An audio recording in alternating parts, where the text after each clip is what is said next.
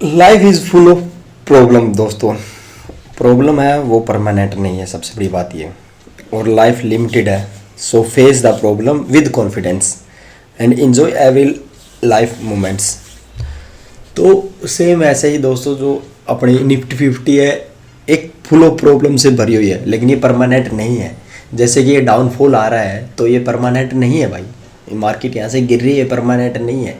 हर बार मैं समझाता हूँ आप लोगों को कि कहाँ से मार्केट रिकवर करेगी। आप लोग क्या करते हो, सबसे बड़ी बात आप लोगों की क्या है, आप आते हो, आप में इसमें कोई इंटरेस्टिंग चीज़ दिखती है, मतलब इंटरेस्टिंग इन द सेंस कि भाई कैसे ये यहाँ से ऊपर चली जाएगी, मतलब कहने का मतलब यदि आपको भ्रमित कर दिया जाए ना, तो आप लोग इसमें खुश हो। और यदि आप लोगों को एक जेन्युइन रीज़न दिया जाए कि भाई इस रीज़न के साथ मार्केट में ये उठाक पटक हो सकती है, बट वो चीज़ आप समझना नहीं चाहते। मार्केट में आपको प्रॉफिट भी चाहिए, तो वो प्रॉफिट के लिए आप लोगों को पेशेंस भी होना बहुत ज़्यादा मैंडेटरी है। लेकिन बट आपको क्या चाहिए, आप लोगों को कैंडलस्टिक पैटर्न दे देते हैं कि हाँ भाई यहाँ पर एक डोजी बनी है, इसके ऊपर यहाँ पर मार्केट आएगी। तो इससे पहले मार्केट गिर गई यार भाई, ये डोजी बन गई। ये रूल्स ना कभी कभी काम करते हैं भाई। अब यहाँ पर देखो, यहाँ पर भी एक बना था डोजी, यहाँ पर भी एक बना था, कौन सा काम कर रखा बताओ मेरे को दोस्तों। प्लीज़ मैं आप लोगों से रिक्वेस्ट कर रहा हूँ, कोई एक बार कैंडलस्टिक पैटर्न है ना, जो ये जितने भी आपके ये सारे लैगिंग है भाई, जितने भी है ना ये, इनका जब टाइम था ना ये अच्छे वर्क करते थे, लेकिन अब वर्क नहीं करते भाइयों। तो प्लीज़ उसको अवॉइड करो और एक बार टेक्निकल एनालिसिस को एक बार थोड़ा अच्छे तरीके से देखने की कोशिश करो। अब मैंने इतना ज्ञान आप लोगों को दे दिया, मेरे को लग रहा है कि अब बहुत से बंदे इस वीडियो को स्किप करके चले जाएंगे। यदि आप लोग यहाँ तक देख रहे हो, मतलब थोड़ा बहुत सेंसिबल हो आपकी भाई वीडियो के अंदर कि भाई मेरे को कुछ जानना है इसके बारे में, तो वही आज मैं आप लोगों को बताने वाला हूं दोस्तों। जैसा कि आप देख सकते हो मार्केट में जो डाउनफॉल है ना, मैंने जब यहाँ पर बोला था आप लोगों को ये ऐसे मार्केट में एक पुल बैक आएगा, और पुल बैक के बाद यदि मार्केट इसके ऊपर क्लोजिंग देती है, आप मेरी वीडियो उठाओ और वीडियो में देखो कि मैंने क्या बोल रखा। यदि नहीं बोल रखा तो आप लोग देख लेना कि भाई हाँ, मैंने बोला था कि ये क्रॉस ओवर बन रहा है, क्रॉस ओवर के ऊपर क्लोजिंग होगी। पहले मैंने इसके ऊपर बोला था क्लोजिंग के बाद मार्केट में एक अप मोमेंटम आएगा। देखो यहाँ से एक अप मोमेंटम आया है, लेकिन बट इस क्लोजिंग के ऊपर हमको एक क्लियर वे में ये मिल जाएगा कि हाँ भाई मार्केट अब बुलिश हो गई है।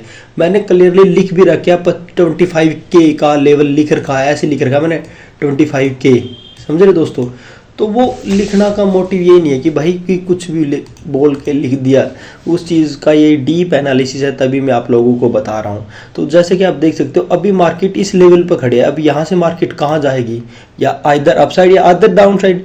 बट यहाँ में यदि कोई मैं एक ट्रिक खेल जाऊँ, ट्रिक इन द सेंस आपको कोई एक मतलब मोटी सी बात बता दो, कोई इंटरेस्टिंग बात बता दो कि ऐसा होगा तो ये होगा, नहीं दोस्तों। मार्केट कंप्लीटली बेस्ड होती है अपने स्टॉक के ऊपर, और स्टॉक बेस्ड होते हैं कंप्लीटली अपनी मार्केट के ऊपर। मतलब निफ्टी 50 डिपेंड करते हैं अपने स्टॉक वेटेज शेयर के ऊपर, और टॉप वेटेज से डिपेंड करते हैं निफ्टी 50 के ऊपर। तो इन चीज़ों का जो कम्बिनेशन है वो जब तक आपको समझ में नहीं आएगा, तब तक आप लोग मार्केट में अच्छे से प्रेडिक्ट नहीं कर पाओगे। मैं ये नहीं कह रहा कि मैं हर बार प्रॉफिट ही करता हूँ, मेरे को भी लॉस होता है, बट लॉस होने का मतलब ये नहीं है कि मैं गलत हूँ। वो मेरी खुद की कोई पर्सनल गलती हो सकता है, मेरा खुद का लालच हो सकता है, ये सच बता रहा हूँ। ये लॉस, मेरे लॉस होने का रीज़न यही रहता है, मेरी खुद की कोई ना कोई गलती, या जल्दी ट्रेड लेना, या फिर लालच कर देना, समझ रहे हो। तो वो चीज़ें को अवॉइड करके ही यदि मार्केट में आप लोगों को कुछ गेन करना ना, तो प्लीज़ इस लेक्चर को सुनो, उसके बाद मार्केट का एनालिसिस पे आ जाओ। तभी तो मैंने पहले बोला था कि फुल ऑफ प्रॉब्लम है भाई लाइफ, ठीक है। सेम निफ्टी 50 भी, अब आप देखो यहाँ से मार्केट में एक अप मोमेंटम आया, उसके बाद मार्केट फिर गिर गई।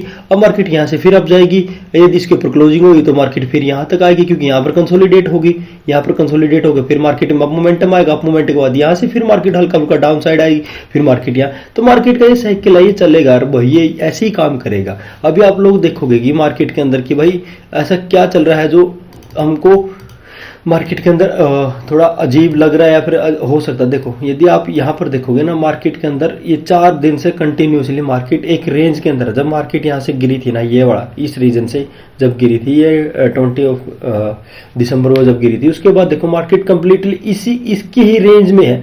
तो कहने का मतलब इसमें पूरा का पूरा सेलिंग प्रेशर है, तभी मार्केट में कोई एक मोमेंटम नहीं आ रहा, मतलब अप साइड डाउन साइड दोनों साइड चल रहा है, लेकिन आके क्लोजिंग उसके आसपास हो रही है। तो आप लोगों ने देखा होगा ना, कहीं भी ऐसी ऐसी कैंडल बनती है ना, मतलब जो पैटर्न टाइप बोलते हैं ना, तो उसमें आप कहाँ प्रेडिक्ट कर पाओगे कि मार्केट यहाँ से अप जाएगा, यहाँ से डाउन आएगा। तो उसमें बस आप ये एक चीज ही मान सकते हो कि जब तक मार्केट इस सेलिंग प्रेशर को ओवरकम नहीं करेगी, ओवरकम करने का मतलब कि जो हमने ये मार्क कर रखा है ये रेक्टेंगुलर बॉक्स, इस बॉक्स में यदि मार्केट आके कंसोलिडेट नहीं होगी ना, तब तक मार्केट के ऊपर की प्रोबेबिलिटी नहीं है।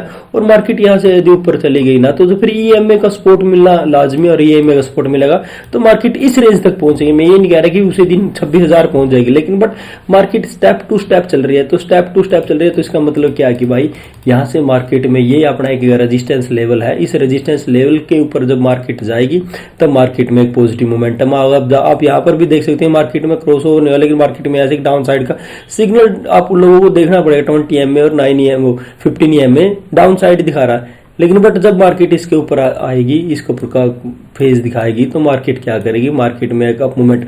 अब आप यहाँ से देखो जब मार्केट ने इसके ऊपर क्लोजिंग दी, देखो जब मार्केट ने 20 EMA के ऊपर क्लोजिंग दी तो यहाँ से मार्केट में पॉजिटिव मोमेंटम है। उसके बाद मोमेंटम के बाद देखो मार्केट में क्या पूरा कंसोलिडेशन हुआ और वहां से एक अप साइड का और डाउन साइड का मोमेंटम आई है, देखो यहाँ से, और मार्केट यहाँ से गिर गई। और यदि आप इस डेट को 16 दिसंबर और 13 दिसंबर 16 दिसंबर और 13 दिसंबर में यदि आप रिलायंस को देखोगे ना, तो रिलायंस भी सेम बिहेव कर रहा है। एक बार मैं आपको रिलायंस का दिखा देता हूँ। रिलायंस खुल गया, ओके। देखो 16 दिसंबर और 13 दिसंबर, देखो 13 दिसंबर और 16 दिसंबर। तो अब यहाँ पर देखो कि देखो यहाँ पर एक बार मैं ये सब कुछ डिलीट ही कर देता हूँ, फिर मार्किंग मेरे को दोबारा करनी पड़ेगी, कोई ना। अभी देखो यहाँ से देखो 16 दिसंबर और ये है 13 दिसंबर ये वाली कैंडल और 16 दिसंबर ये वाली कैंडल। अब आप लोगों ने देखा होगा कि मार्केट यहाँ से अपसाइड चल रही थी। निफ्टी 50, यहाँ पर मैं एक काम करता हूँ, यहाँ पर मैं निफ्टी 50 खोल देता हूँ जिससे आपको इजी समझ में आ जाएगा। देखो कौन सा था, यहाँ पर डेली टाइम फ्रेम खोलना पड़ेगा, हाँ ठीक है। अब ये देखो जब 16 दिसंबर को मार्केट यहाँ से मार्केट में एक अप ट्रेंड था, ठीक है। अप ट्रेंड के बाद यहाँ पर मार्केट में कंसोलिडेशन आया, यहाँ पर कंसोलिडेशन आया, लेकिन यहाँ पर आप देखोगे ना कंसोलिडेशन कब आया था, 6 दिसंबर को। तो 6 दिसंबर को, एक सेकंड रुको दोस्तों, दूध ले लेता हूँ, उसके बाद मैं आप लोगों को आके मिलता हूँ। तो 16 दिसंबर का देखते हैं, यहाँ ये पहले यहाँ पर आते हैं 16 दिसंबर, एक बार 16 दिसंबर का ही चार्ट लगाते हैं। ये 16 दिसंबर यहाँ पर है, ये 16 दिसंबर ठीक है, और यहाँ पर 16 दिसंबर का चार्ट लगाते हैं, ये वाला, ये है 16 दिसंबर और सॉरी 13 दिसंबर। उसके बाद की सारे चार्ट हम मतलब ऐसे यहाँ से हाइड कर देते हैं, ठीक है। तो देखो अभी यहाँ तक समझने की कोशिश करो। एक मिनट रुको, एक चीज़ और कर देता हूँ भाई, प्लीज़ पेशेंस से वीडियो देखो यार, यदि आप लोगों को कुछ सीखना है। एक सेकंड रुको, इसको डिलीट कर। देखो अभी आप मेरी बात को गौर से सुनो। अब यहाँ से देखो, यहाँ पर मार्केट में अप मोमेंटम था, अप मोमेंटम के बाद यहाँ पर मार्केट में कंसोलिडेशन आया, ठीक है, कंसोलिडेशन आया। अब यहाँ पर देखो मार्केट में अप मोमेंटम तो था, यहाँ से देखो, यहाँ से अप मोमेंटम था, लेकिन मार्केट में यहाँ कंसोलिडेशन कितने दिन रहा, 2 दिन। लेकिन उसके बाद मार्केट में क्या, gap down gap down gap down down side. लेकिन इसमें क्या था, यदि आप ये 4 दिसंबर है, 4 दिसंबर की डेट कहाँ पर है, 4 दिसंबर 4 दिसंबर ये वाली, ठीक है। उसके बाद ये कैंडल कौन सी है, 6 दिसंबर डाउन साइड गाड़ी कौन सी है, ये कब डाउन है, देखो यहाँ पर डाउन साइड का मोमेंटम है। उसके बाद मार्केट में कंप्लीटली कंसोलिडेशन, लेकिन इसमें कंप्लीटली डाउन साइड का मोमेंटम है, ठीक है। तो अब यहाँ पर कंसोलिडेशन है और यहाँ पर ये इसका टॉप वेटेड स्टॉक गिर रहा है।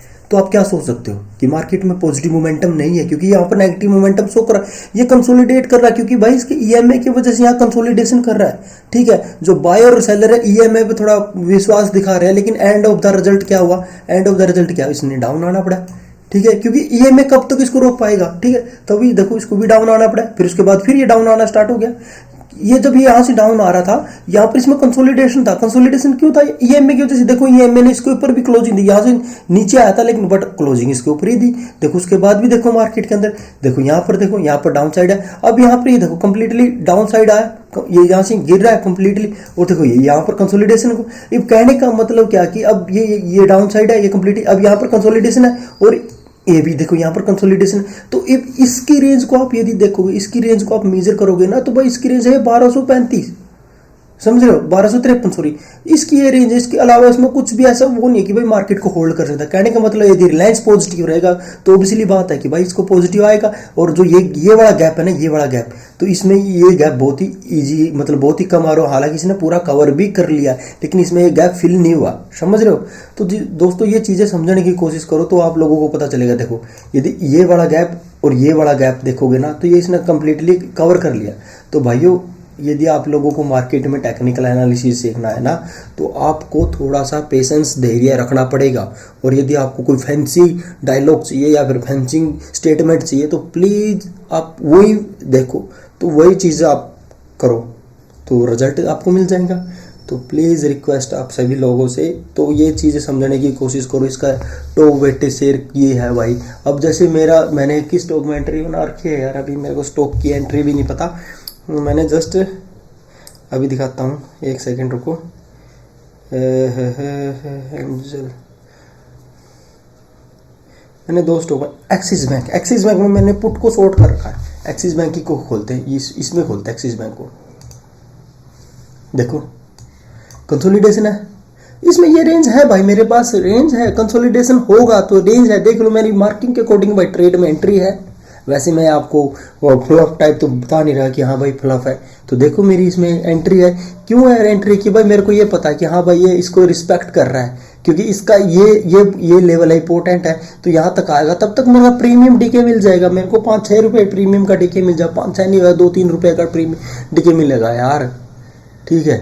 यदि मैं 2000 क्वांटिटी के साथ यदि मेरे को 5 रुपये प्रीमियम भी ले रहा, तो 10,000 रुपये यदि मेरे को 2 दिन या 3 दिन में मिल रहे हैं ना, तो ये बता दो कि कौन सा आपको ये है कि कौन सा आपकी टेक्निक है जो आप लोगों को ये चीज़ें देती है। मैं मानता हूँ कि बहुत से बंदे दिन में प्रॉफिट बहुत अच्छा कमाते हैं, लेकिन बट भाई प्रॉफिट कंसिस्टेंसी भी होनी बहुत ज़रूरी है, तो वो ऐसी आएगी भाई। तो इसी के साथ मैं वीडियो को वाइंड अप करता हूँ। होप करता हूँ कि आप लोगों को ये चीज़ समझ में आएगी तो प्लीज़ एक बार वीडियो को लाइक कर देना और चैनल को सब्सक्राइब करना आपकी श्रद्धा है। ओके, राम राम।